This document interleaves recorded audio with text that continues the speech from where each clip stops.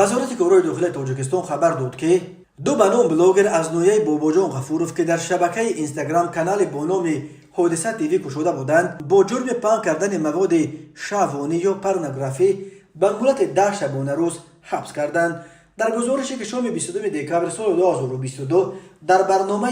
تلویزیونی اخبار وزارت کارهای داخلی نشر شد، گفته شد که بازداشت این دو بنام بلاگر از جانب کارمندان ریاست کوفتکوف جنایتی این وزارت صورت گرفته است. پدپلکوونیک نصرت الله محمدزاده سردار مرکز مطبوعات وزارت کارهای داخلی تاجیکستان در گزارشش گفت که این دو بنام بلاگر از نوعه باباجان غفورov، عبدالله امروخان سال تولدش 1999 و فاضل فرستم سال تولدش 2000 به خاطر جلب تماشابین بیشتر و گرفتن لایک زیاد عکس‌های شهروندان را از صفحه‌هایشان در شبکه‌های اجتماعی گرفته به بدن آنهایی که در ویدیوهای پورنوگرافی اشتراک می‌کنند می‌چسبانیدند و در صفحه‌هاشان در شبکه‌های اینستاگرام نشر می‌کردند. هر دو بلاگر در این گزارش از کردار خود اظهار پشیمانی کرده اعتراف کردند که هدفشان از پنهان کردن مواد پورنوگرافی جمع آوردن تماشابینان و لایک زیاد بود. معلوم نیست که آیا کانال آنها به کانال یک وقت خیلی